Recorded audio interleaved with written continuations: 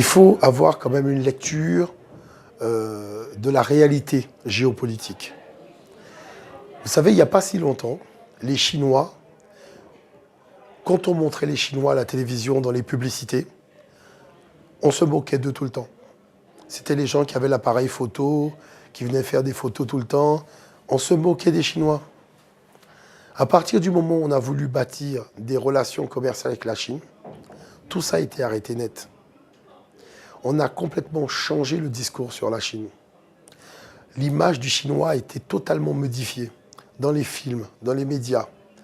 On a même permis à la Chine d'organiser de grands événements sportifs, d'organiser de grandes réunions. On voit que dans les films à Hollywood, le rôle qui est tenu par des gens chinois, je pense à 2012, par exemple quand il a fallu sauver l'humanité, le chantier technologique a été confié donc, à des intérêts chinois pour bâtir donc, les espèces de bateaux sous-marins pour sauver l'humanité.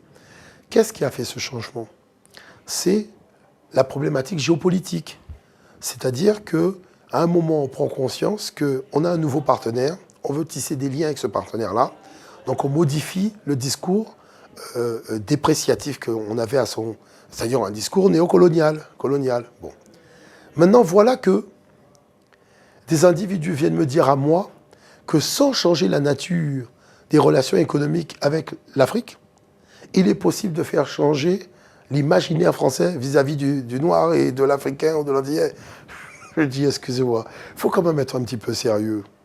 Parce que soit on prend un éventail et on agite de l'air, ce qui veut dire que bon, il faisait chaud, mais il faut savoir quand on a arrêté d'agiter l'éventail, ben, on aura à nouveau chaud.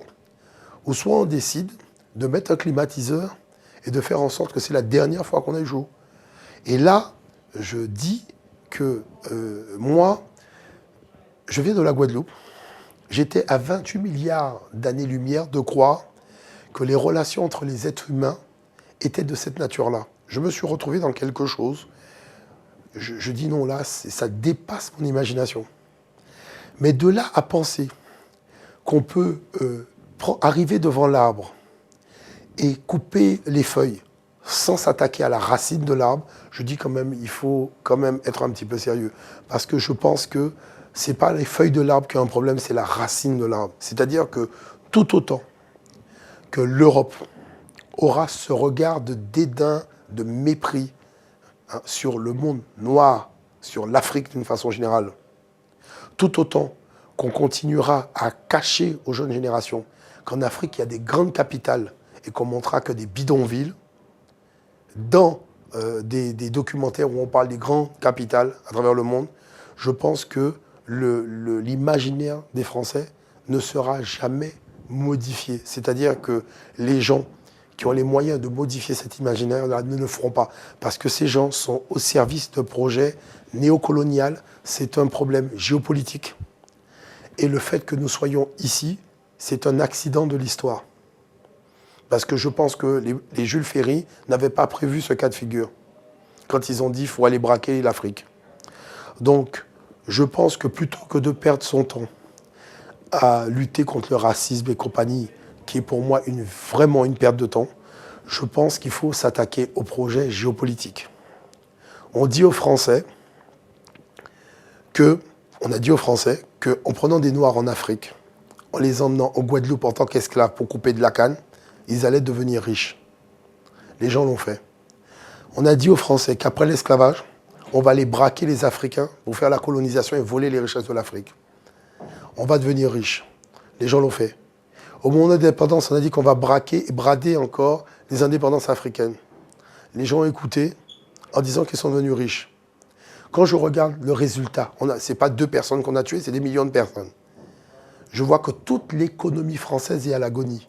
Ce qui est extraordinaire, avoir tué autant de monde, avoir fait autant de mal au pays du Sud pour avoir aujourd'hui une économie à l'agonie. Ça veut dire que depuis le début, le projet était mauvais. Maintenant, ce n'est pas simplement le fait de prendre conscience que le projet était mauvais. Qu'est-ce qu'on fait pour remettre un minimum d'humanisme et de moralité dans un tel projet?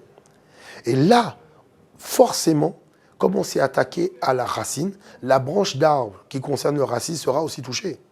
Mais venir me faire croire à moi aujourd'hui qu'on peut toucher à la branche d'arbre qui concerne le racisme en laissant la racine du mal telle qu'elle est, je pense que vraiment c'est se leurrer. C'est pour ça que si je trouve que, bon, c'est une initiative parmi les autres, mais ça ne correspond pas en tout cas à ce que moi, je conseillerais aux gens. Parce que je suis quelqu'un, je ne déteste pas les Français.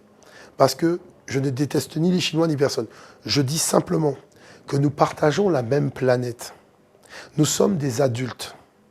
Nous avons la responsabilité en tant qu'adultes de léguer aux jeunes générations un monde en paix dans lequel il y a la prospérité pour tout le monde. Dieu a donné les matières premières aux pays du Sud, il n'a rien donné aux pays du Nord. Ce n'est pas pour que les pays du Nord puissent venir braquer les pays du Sud. C'est parce qu'on a une chance extraordinaire de pouvoir bâtir des relations sur l'amitié, sur la fraternité.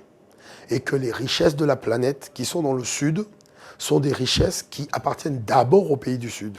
Donc c'est-à-dire on ne peut pas avoir un Nord qui n'a pas de richesse et qui est dans l'obésité, et un Sud qui a toutes les richesses de la planète et qui vit dans la famine. Ce n'est pas possible. Il faut apprendre à se respecter. Et voilà pourquoi je dis que si les Européens ont écrit des milliards de livres, je leur demande d'écrire un seul livre, le livre de la sagesse européenne. J'aimerais qu'ils écrivent le livre de la sagesse européenne, parce que j'aimerais bien savoir mais quelle est la nature de la texture de ce qu'on appelle la sagesse des hommes du Nord. Quel est votre niveau de sagesse? Quelle est votre éthique? Quelle est votre intégrité en dehors de l'escroquerie intellectuelle, de la fourberie, du vol et de la rapine? Parce que nous sommes des adultes et qu'on doit léguer un monde en paix pour les jeunes générations. Si nous ne faisons pas ça, nous avons échoué notre mission d'adulte. Aujourd'hui, on vend des PlayStation aux jeunes où c'est des jeux de guerre. On vend des soldats de guerre. On fait des films de vampires. C'est-à-dire que les gamins qui ont 5 ans, on leur apprend à banaliser le fait d'avoir une arme à la main. Et nous sommes des adultes et nous faisons des choses pareilles. Ça veut dire qu'on prépare pour demain un monde en win, en disant qu'on va prendre une fusée, on va partir sur Mars. C'est normal que des adultes tiennent de tels propos. Quand on dit une chose, le sage africain disait, il suffit de regarder le comportement des jeunes générations pour arriver à imaginer et à comprendre quel est le degré de responsabilité des adultes. Je trouve qu'aujourd'hui, dans les pays du Nord, le niveau des responsabilités des adultes est nul et non avenu. Voilà le fond du problème. Et ça, je le dis très clairement. Parce qu'après avoir fait l'esclavage, après avoir fait la colonisation, après avoir fait la néocolonisation, d'avoir tué autant de monde, d'avoir fait autant de mal à l'humanité, voir que l'économie française est en faillite totale aujourd'hui, voir que même Total, qui a volé le pétrole des Africains, parce qu'il faut encore m'expliquer comment des pays comme le Gabon ont du pétrole, et il n'y a pas de station-service gabonaise en Europe, je dis qu'à un moment, il faut s'asseoir et au moins un minimum se regarder dans une glace pour se dire, est-ce que ce que je fais est bien? Donc moi je dis, et je répète vraiment, mais vraiment très clairement ce que je dis. Je pense que, en tant qu'adultes, nous devons faire en sorte que l'avenir des jeunes générations se fasse dans un monde en paix. Ce n'est pas une utopie. Si c'est un problème d'argent, on a la possibilité d'avoir un idéal qui permette de maintenir un capital, mais qui soit équitablement reparti. Parce que les gens aujourd'hui qui soutiennent le capitalisme, il y a une chose qu'ils ne disent pas, c'est que 4% de la population mondiale possède 80% des richesses de la planète. 4% de la population mondiale possède 80% des richesses de la planète. Est-ce que c'était ça, donc, le projet capitalistique qu'on nous a vendu? C'était ça le but du jeu? Faire en sorte que la quasi-totalité de toutes les richesses de la planète soit entre les mains d'un nombre infime d'individus dont nous ne connaissons même pas le niveau de sagesse? On ne peut pas faire des choses pareilles. Je pense qu'il y a un moment, il faut être un minimum raisonnable.